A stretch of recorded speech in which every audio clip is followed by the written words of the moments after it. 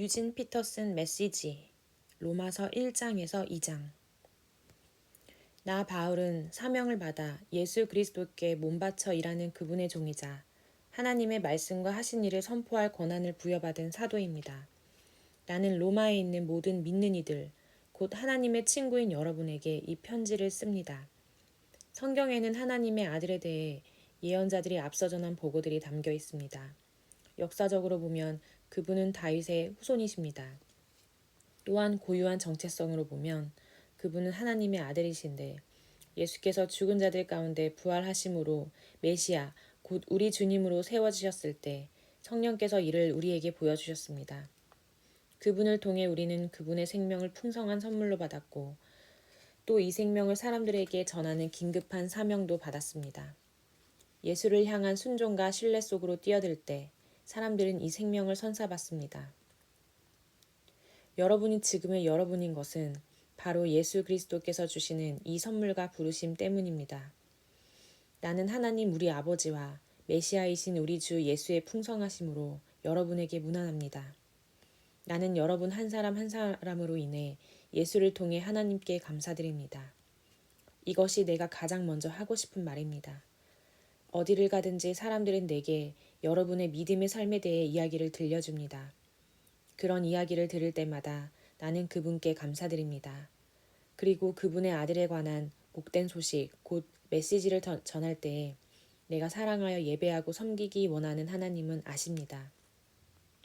내가 기도 중에 여러분을 생각할 때마다 사실은 늘 여러분을 보러 갈 수 있도록 길을 열어달라고 그분께 기도한다는 것을 말입니다.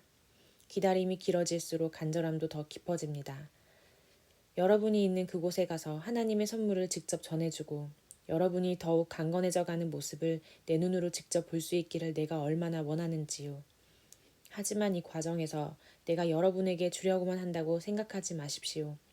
내가 여러분에게 줄 것 못지않게 여러분도 내게 줄 것이 많습니다.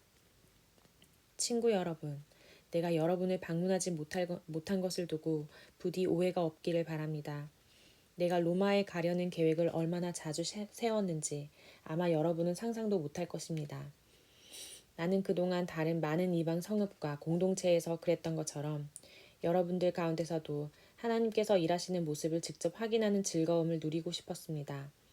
그러나 늘 사정이 생겨 그러지 못했습니다. 누구를 만나든 문명인이든 미개인이든 학식이 많은 사람이든 배우지 못한 사람이든 그것은 중요하지 않습니다. 나는 우리가 얼마나 서로에게 의존하는 존재이며 서로에게 책임이 있는 존재인지를 깊이 느끼게 됩니다. 이것이 내가 로마에 있는 여러분에게 어서 가서 하나님의 놀랍도록 복된 소식을 전하려는 이유입니다. 내가 참으로 자랑스럽게 선포하는 이 소식은 그분의 능력 가득한 계획에 관한 것입니다. 하나님께서 그분을 신뢰하는 사람이면 누구나 유대인으로부터 시작해서 모든 사람에 이르기까지 다 구원하신다는 엄청난 메시지입니다. 사람들을 바로 세워주시는 하나님의 길은 믿음의 행위 안에서 드러납니다. 이는 성경이 늘 말해온 것과도 일치합니다. 하나님을 신뢰함으로 하나님 앞에 바로 세워진 사람은 참으로 살 것이다. 그러나 하나님의 노가 화염처럼 터져나옵니다. 사람들의 불신과 범죄와 거짓의 행위가 쌓여가고 사람들이 애써 진리를 덮으려 하기 때문입니다. 그러나 하나님이 실제 하신다는 것은 너무도 분명한 근본 사실입니다. 그저 눈을 떠 보기만 해도 보이지 않습니까?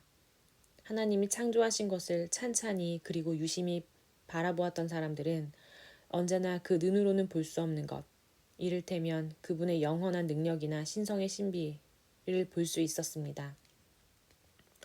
따라서 누구도 변명할 수 없습니다. 사실을 말하면 이렇습니다. 사람들은 하나님을 너무도 잘 알고 있었지만 그분을 하나님으로 대하지 않았고 그분을 경배하기를 거부했습니다. 그럼으로써 그들은 스스로 어리석고 혼란에 빠진 하찮은 존재가 되었고 결국 삶의 의미도 방향도 잃고 말았습니다. 그들은 다 아는 것처럼 행세하나 사실은 삶에 대해 아무것도 모릅니다. 심지어 그들은 온 세상을 손에 붙들고 계신 하나님의 영광을 어느 길거리에서나 살 수 있는 싸구려 조각상들과 바꿔버렸을 정도입니다. 그래서 하나님께서 이런 뜻의 말씀을 하셨습니다. 너희가 원하는 것이 그것이라면 그것을 주겠다. 결국 그들은 머지않아 안팎으로 온통 오물범벅인 돼지우리의 삶을 살게 되었습니다. 이것은 다 그들이 찬 하나님을 거짓신과 바꾸었기 때문입니다. 그들을 만드신 하나님, 우리가 찬양드리는 하나님, 우리에게 복 주시는 하나님 대신에 자기들이 만든 신을 예배했기 때문입니다. 상황은 더 나빠져 그들은 하나님 알기를 거부하면서 곧 사람이 어떠해야 하는지도 잊고 말았습니다. 여자는 여자가 어떠해야 하는지를 잊었고 남자는 남자가 어떠해야 하는지 잊어버렸습니다. 성적 혼란에 빠져 그들은 여자가 여자끼리 남자가 남자끼리 서로 학대하고 더럽혔습니다. 사랑 없이 욕정만 가득해서 말입니다. 그리고 그 대가를 치렀습니다. 그 대가가 무엇인지 보십시오. 그들은 하나님과 사랑이 빠져버린 불경하고 무정한 비참한 존재가 되고 말았습니다. 그들이 하나님 인정하기를 귀찮아하자 하나님도 그들에게 간섭하시기를 그만두시고 제멋대로 살도록 내버려 두셨습니다. 그러자 그야말로 지옥판이 벌어졌습니다. 악이 들끓고 욕망의 아수라장이 벌어지고 악독한 중상모략이 판을 쳤습니다. 시기와 무자비한 살인과 언쟁과 속임수로 그들은 이 땅의 삶을 지옥으로 만들어버렸습니다. 그들을 보십시오. 비열한 정신에 도끼에 일구이연하며 하나님을 맹렬히 욕하는 자들입니다.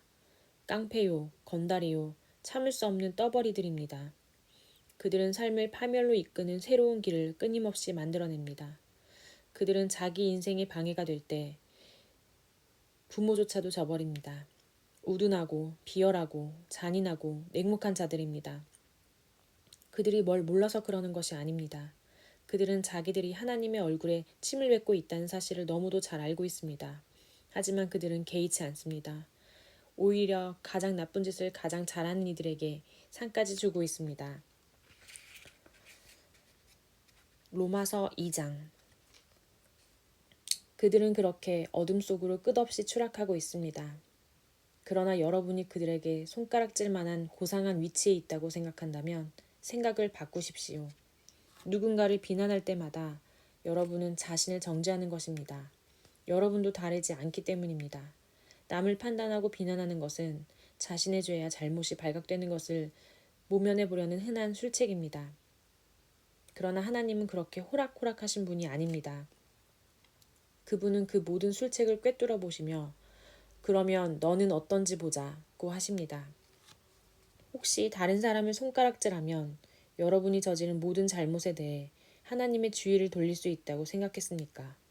하나님의 책망을 면할 수 있다고 생각했습니까? 하나님은 너무나 좋은 분이므로 여러분의 죄를 그냥 눈감아 주실 것이라고 생각했습니까? 그렇다면 처음부터 생각을 완전히 달리하는 것이 좋습니다.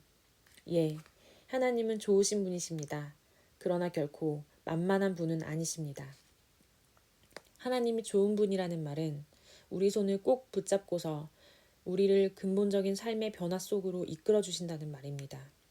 얼렁뚱땅 넘어갈 생각은 하지 마십시오. 하나님을 거부하고 회피하는 일은 다 무엇이든 불을 키우는 일입니다. 그 불이 마침내 뜨겁게 활활 타오를 날 하나님의 의롭고 불같은 심판의 날이 다가오고 있습니다. 착각하지 마십시오. 여러분은 결국 여러분이 자초한 결과에 직면하게 될 것입니다. 하나님 편에서 일하는 이들에게는 참 생명이, 자기 마음대로 살기를 고집하며 쉽게만 살려는 이들에게는 불이 찾아올 것입니다. 하나님의 길을 거부한다면 데일 수밖에 없습니다. 여러분이 어디에서 살았고 어떤 부모 밑에서 자랐고 어떤 학교를 다녔는지 아무 상관없습니다. 다만 여러분이 하나님이 행하시는 길을 받아들이고 따르면 어마어마한 유익이 있을 것입니다. 이 또한 여러분의 출신이나 성장 배경과는 아무 상관이 없습니다. 유대인이라고 해서 하나님께 자동적으로 인정받는 법은 없습니다. 하나님은 여러분에 대한 다른 사람들의 말 혹은 여러분 스스로의 생각에 전혀 상관치 않으십니다. 그분은 스스로 판단하십니다. 죄인 줄 모르고 죄를 짓는 경우라면 하나님은 정상을 참작해 주십니다. 그러나 죄인 줄 잘 알면서도 죄를 짓는다면 그것은 완전히 다른 이야기입니다. 하나님의 법을 듣기만 하고 그 명령을 행하지 않는다면 그것은 시간 낭비일 뿐입니다.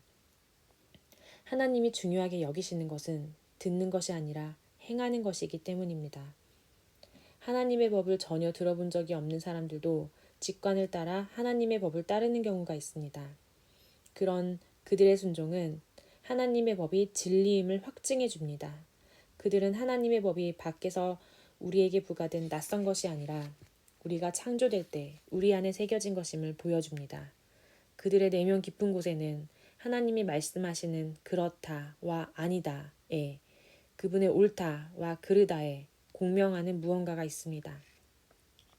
하나님의 그렇다와 아니다에 대해 그들이 어떻게 응답했는지는 하나님께서 모든 남녀들에 대해 최종 심판을 내리시는 그날 온 천하에 다 공개될 것입니다. 이는 내가 예수 그리스도를 통해 선포하는 하나님의 메시지에 다 들어있는 이야기입니다. 유대인으로 성장한 이들에게 말합니다. 여러분의 종교가 여러분이 기댈 수 있는 안전한 품이라도 되는 줄 착각하지 마십시오.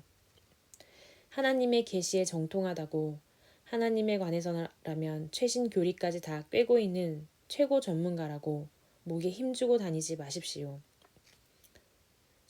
특히 스스로 다 갖추었다고 확신하는 여러분, 하나님의 계시된 말씀을 속속들이 다 알기 때문에 어두운 밤길을 헤매면서 하나님에 대해 혼란스러워하는 이들에게 길 안내자가 되어줄 수 있다고 자처하는 여러분에게 경고해 줄 말이 있습니다. 여러분이 다른 사람들을 인도한다고 하지만 정작 여러분은 어떻습니까? 나는 지금 정색하고 말합니다. 도둑질 하지 말라고 설교하는 여러분이 어찌하여 도둑질을 합니까? 얼마나 감쪽 같은지요. 간음도 마찬가지입니다. 우상숭배도 마찬가지입니다. 그러면서도 여러분은 하나님과 그분의 법에 대해 온갖 유창한 언변을 늘어놓으며 용케도 잘 빠져나갑니다. 이것은 어제와 오늘의 일도 아닙니다. 너희 유대인들 때문에 이방인들에게서 하나님이 욕을 먹는다는 성경 구절도 있듯이 말입니다. 할례는 어떻습니까? 여러분이 유대인임을 표시해주는 그 수술의식은 좋은 것입니다. 여러분이 하나님의 율법에 맞게 산다면 그렇습니다. 그러나 여러분이 하나님의 율법을 따라 살지 않는다면 차라리 할례를 받지 않는 것이 낫습니다. 그 반대도 마찬가지입니다. 할례를 받지 않고도 하나님의 길을 따라 사는 이들은 할례 받은 이들 못지 않습니다. 사실 더 낫습니다. 할례는 받지 않았어도 하나님의 율법을 지키는 것이 할례를 받고도 율법을 지키지 않는 것보다 낫습니다. 칼로 뭔가를 잘라낸다고 유대인이 되는 것은 아닙니다. 유대인인지 아닌지는 여러분이 어떤 사람인지에 달린 일입니다. 여러분을 유대인으로 만들어주는 것은 여러분의 마음에 새겨진 하나님의 표시이지 여러분 피부에 새겨진 칼자국이 아닙니다. 그리고 중요한 것은 하나님께 인정받는 것이지 율법 전문가들에게 인정받는 것이 아닙니다.